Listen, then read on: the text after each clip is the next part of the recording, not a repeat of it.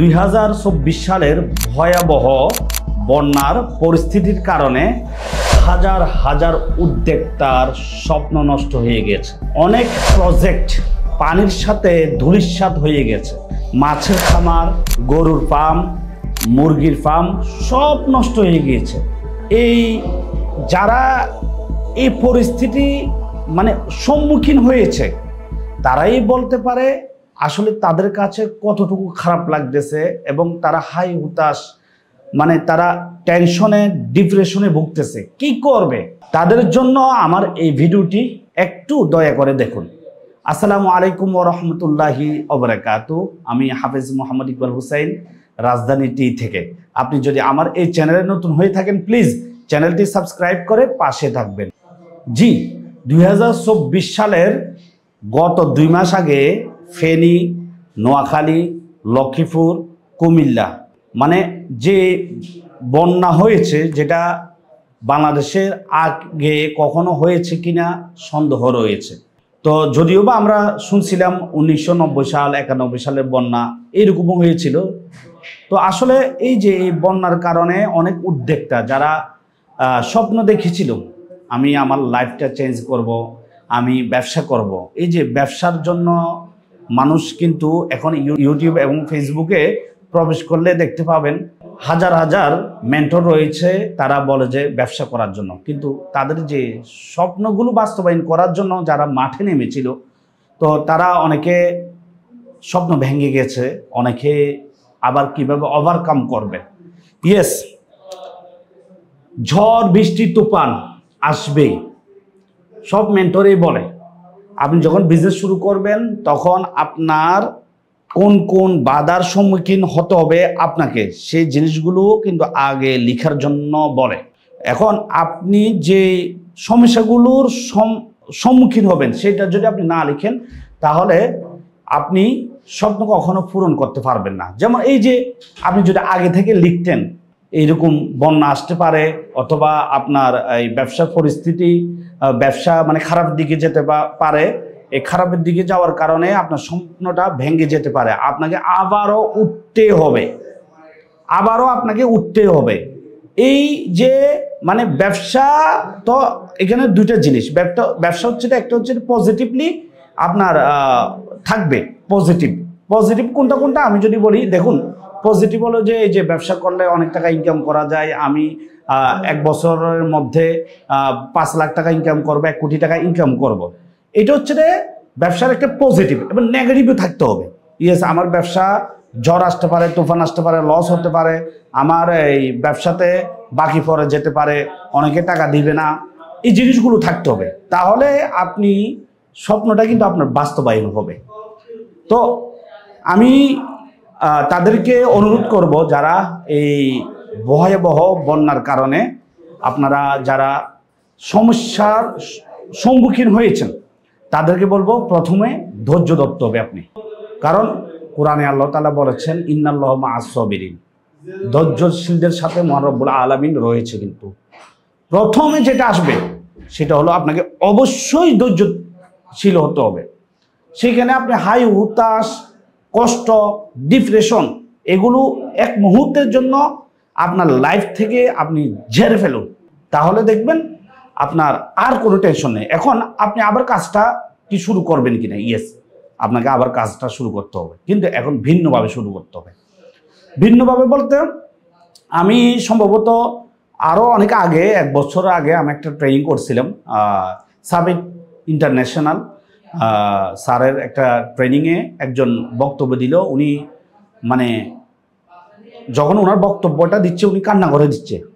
বক্তব্যটা এরকম ছিল, উনি মাছের খামার করছিল উত্তরবঙ্গে, ওনার বাড়ি। তো আপনারা নিশ্চয়ই জানেন উত্তরবঙ্গে কিন্তু সবসময় বন্যা হয়, বেশিরভাগ বন্যা কিন্তু উত্তরবঙ্গ থেকে শুরু হয়। তো উনি সেখানে বলছে যে আমি মাছের খামার যখন আমি শুরু করি তখন আমি লাভ হচ্ছে না, আমি অনেক কষ্টে পড়ে গেছি, আমি চাকরি করি নাই, আমি অনেকজনের কাছে টাকা পয়সা নিয়ে আমি ব্যবসাটা শুরু করি, কিন্তু অনেক টাকা লস হয়ে গেছে আমার। যাই হোক, আমি তারপরে কন্টিনিউ করে যাচ্ছি, আমার ভুল হচ্ছে, ভুলগুলো শুধরানো হচ্ছে, আবার করা শুরু হয়েছে। হঠাৎ বন্যা এসে আমার স্বপ্নটা সব ভেঙে দিয়ে চুরমার করে চলে গেছে। বন্যায় তার প্রজেক্টের মাছের সব মাছ পানির সাথে চলে গেছে। উনি মানে এই কথাগুলো যখন বলতেছে কান্না করতেছে, আমি নিজেও একটু ইমোশন হয়ে গেছি। আসলে কি বলবো, একটা পরিস্থিতি মানে কতটুকু হতে পারে, তার একটা স্বপ্ন ফুল শেষ, তাও টাকা পয়সা ধার করেছে মানুষজন থেকে।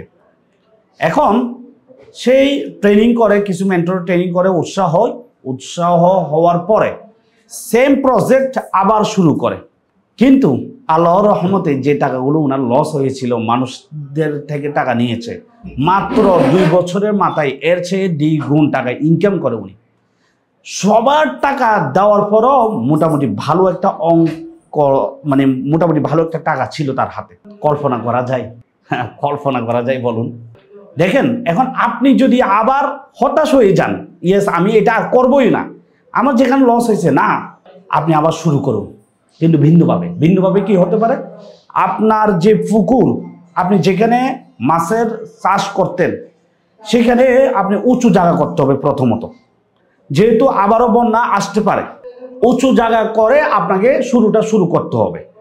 যেসব এরিয়াতে আপনার মাছের খামার দিলে আপনার লস হতে পারে, যেমন কিছু এরিয়াগুলো নিচু, সেখানে আপনাকে সরে আসতে হবে, আপনাকে নতুন জায়গা খুঁজতে হবে। এখন আপনি বলতে পারেন নতুন জায়গা গিয়ে অ্যাভেলেবেল পাওয়া যায়? ইয়েস, পাওয়া যাবে, আপনি চেষ্টা করলে পাবেন। তারপর হচ্ছে যে আপনি যদি মুরগির খামারে আপনি যে ব্যবসাটা শুরু করছেন, সেখানে পানি উঠে গেছে, সেটা উঁচু জায়গা করতে হবে অথবা ছাদের উপর করতে হবে। মানে আপনার যেন আবারও যেন এই পরিস্থিতি না আসে, মানে বন্যায় যেন আবারও যেন আপনি সমস্যার সম্মুখীন না হন, তাহলে আপনি মোটামুটি ভালো করতে পারবেন। কিন্তু আপনাকে আমি অনুরোধ করব, যে কোনো ব্যবসা করতে হলে আপনাকে ধৈর্যশীল হতে হবে, লেগে থাকতে হবে, আপনাকে পরিশ্রম করতে হবে। আপনি এক কথায় এটার পিছনে লেগে থাকতে হবে। যত এর যে ধাপগুলো রয়েছে, এই ধাপগুলোর ভিতরে আপনার বাধা আসবে, ঝড় আসবে, তুফান আসবে, আপনার লস হবে, বাকি পড়ে যাবে, মানুষে বিভিন্ন ধরনের কথা বলবে, পরিবার থেকে পরিজন থেকে বাধার সম্মুখীন হতে হবে, মানে বিভিন্ন ধরনের সমস্যার সম্মুখীন হবেন আপনি। কিন্তু বিভিন্ন ধরনের সমস্যা হতে পারে আপনার। তো এই সমস্যাগুলো কিন্তু আপনাকে ওভারকাম করতে হবে। আপনি লিখতে হবে, ইয়েস আমি এই বিজনেসটা করার সময় আমার এই বাধা আসতে পারে, আবার এই সলিউশনগুলো আমি করব। ঠিক আছে? বাধা সলিউশন, বাধা আসবে, সলিউশন করতে হবে। আমি 2018 সাল থেকে শুরু করে প্রায় 22 সাল প্লাস 23 সালের ফেব্রুয়ারি মাস পর্যন্ত লস দিয়েছি। তাহলে কিন্তু আমি ব্যবসা ছেড়ে দিয়েছি? না, ছেড়ে দিইনি।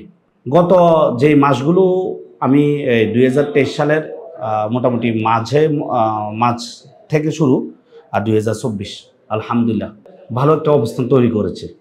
তাহলে আপনি কেন পারবেন না? আপনার লস হতে পারে, আপনি 2 বছর লসে দিবেন, 3 বছর লসে দিবেন, পরবর্তী কিন্তু আপনি লাভ করতে পারবেন। আর লাভটা কিন্তু ব্যবসাটা এমন একটা জিনিস, লেগে থাকলে, পরিশ্রম করলে আল্লাহ তাআলা এমন বরকত দিয়েছেন যেটা আপনি কল্পনা করতে পারবেন না। তো যাই হোক, আপনারা যারা এই ব্যবসা লস দিয়েছেন, তাদেরকে অনুরোধ করব, আপনারা একটু আল্লাহর উপর ভরসা রাখুন, আল্লাহর উপর ইয়াকিন রাখুন, আল্লাহর উপর ভরসা রেখে কাজটা আবার শুরু করুন।